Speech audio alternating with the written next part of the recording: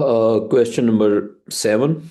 The variation with extension of the tension F in a spring is shown in figure. अच्छा ये tension का graph है अब बताया हुआ क्या है use figure 3.1 to calculate the energy stored in the spring for an extension of 4 centimeter explain your working ये कह रहे हैं जी अगर एक्सटेंशन हुई है 4 सेंटीमीटर तो आप बताओ कि एनर्जी स्टोर्ड कितनी होगी चलें जी चेक करते हैं so for an extension of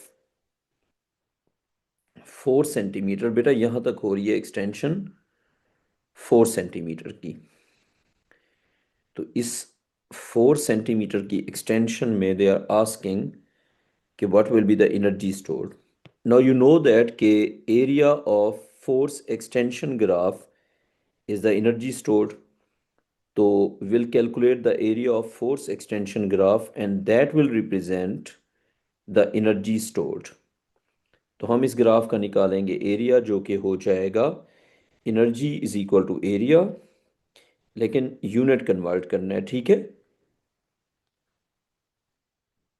area तो ये क्योंकि ट्रायंगल बन रही है ना तो 1/2 इंटू एक्सटेंशन इंटू फोर्स तो 1/2 इंटू एक्सटेंशन हो गई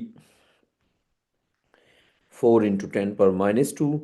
और 4 की एक्सटेंशन पे जो हमें फोर्स मिल रही है वो है जी आपकी 150 से 200 वी हैव 10 डिवीजन्स 155 160 65 70 75 80 180 तो इट्स 180 न्यूटन तो हमारे पास जो आंसर आ जाएगा वो होगा 1/2 इंटू 180 इंटू 4 इंटू 10⁻²। तो ये हमारे पास आंसर आ जाएगा 3.6 तो ये हमारे पास आ जाएगा 3.6 और ये जूल्स तो energy stored for an extension of 4 centimetre is 3.6 joules. Now the next part B पे आ गए जी हम अब The spring in A part is used to join together two frictionless trolleys A and B of masses M1 and M2 respectively as shown in figure 3.2. अच्छा ये दो trolleys हैं trolleys frictionless हैं इनको ज्वाइन करने के लिए हमने क्या यूज़ किए स्प्रिंग यूज़ किया The trolleys rest on a horizontal surface and are held apart so that the spring is extended. The trolleys are then released. Trolleys को कर दिया जी release. अब पूछा हुआ क्या है? Explain why as the extension of the spring is reduced, the momentum of trolley A is equal to the magnitude but opposite in direction to the momentum of trolley B. अच्छा अब वो कह रहे हैं कि दोनों ट्रॉलीज का जो मोमेंटम है वो इक्वल और अपोजिट क्यों होगा so that total momentum can be conserved देखें इनिशियली ट्रॉली स्टिल है तो उसका इनिशियल मोमेंटम क्या हो जाएगा जीरो अब जो ट्रॉलीज पे फोर्स लग रही है वो स्प्रिंग से आ रही है that is internal force so since there is no external force and the only force from the spring is internal so the system is isolated and total momentum is conserved तो हम इसमें ये कहेंगे कि since the total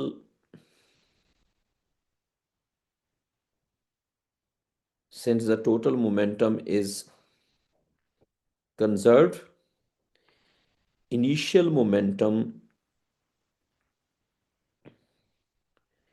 initial momentum of the trolleys initial momentum of the trolleys is zero so so the momentums must be equal and opposite so the momentums must be equal and opposite for the total momentum to be zero for the total momentum to be zero तो momentums अगर equal और opposite होंगे तो ही total momentum क्या होगा zero होगा। अच्छा, अब हम आ गए जी सेकंड पार्ट पे। At the instant when the extension of the spring is zero, trolley A has speed v1 and trolley B has speed v2. Write down an equation based on momentum to relate v1 and v2. तो हमने एक equation लिखनी है momentum की और हमने v1 और v2 को रिलेट करना है। अच्छा, अब हमने इज्यूम ये करना है कि ये जो ट्रॉली है जिसका मास m1 है, ये मूव कर रही है विद वेलोसिटी v1, और ये ट्रॉली जिसका मास है m2, ये मूव कर रही है विद वेलोसिटी v2। अब क्योंकि total final momentum is equal to total initial momentum, तो यहाँ पे तो हम फाइनल इक्वेशन लिखेंगे, लेकिन पहले हम खुद समझ लेते हैं। देखें, initial total momentum is zero, final momentum left negative, right positive. तो m1 minus v1 plus m2 v2, तो ये फाइनली बन जाएगा zero is equal to minus m1 v1 plus m2 v2। तो ये बन जाएगा m1 v1 is equal to m2 v2। तो इक्वेशन हमारी बन गई कि जो m1 v1 है वो m2 v2 के इक्वल होगा। तो हम यहाँ पे लिखेंगे m1 v1 equals to m2 v2, यानी कि magnitude of momentum of trolley one is equal to the magnitude of momentum of trolley two. ठीक है, अब हम आगे चले गए। अच्छा, an equation to relate the initial energy E stored in the spring to the final energies of the trolleys। तो फर्ज करें जी इनिशियल एनर्जी जो स्प्रिंग में थी वो E थी। अब अब ये E कन्वर्ट हो गई है ट्रॉलीज की कैनेटिक एनर्जीज में। तो उस हिसाब से हम क्या इक्वेशन लिख सकते हैं, 1/2 m1 v1 स्क्वेयर, ये हो गई एनर्जी ट्रॉली वन की या ट्रॉली जिसका मास m1 है, प्लस 1/2 m2 v2 का स्क्वायर। ये हो गई इक्वेशन एनर्जीज की। अच्छा, अब ये है जी क्वेश्चन का third part. Show that the kinetic energy of an object of mass m is related to its momentum by this expression। Basically हमने kinetic एनर्जी की इक्वेशन में से v को एलिमिनेट करके उसमें मोमेंटम सब्सटीट्यूट करना है। तो यूं करते हैं, kinetic एनर्जी E के is 1/2 mv square. No, v should be eliminated क्योंकि इस इक्वेशन में v नहीं है ना। तो अब momentum is equal to m v, तो v is equal to p over m। ये इक्वेशन हम कर सकते हैं सब्सटीट्यूट।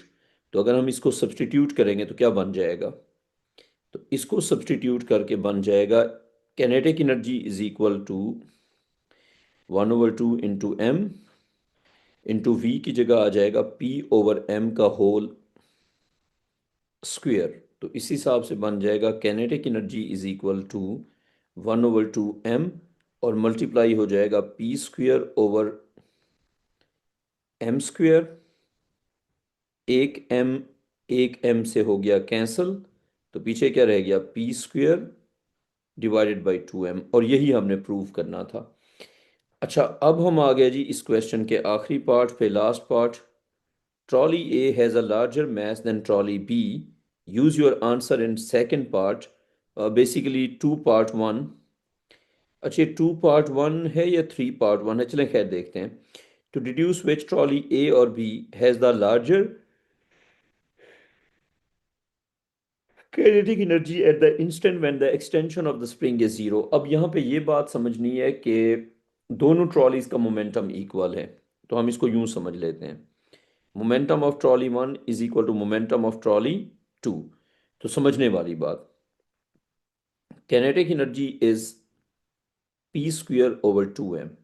अब ये इक्वेशन हमने यहाँ पे लिखी हुई है। अब दोनों ट्रॉलीज का मोमेंटम सेम है ना।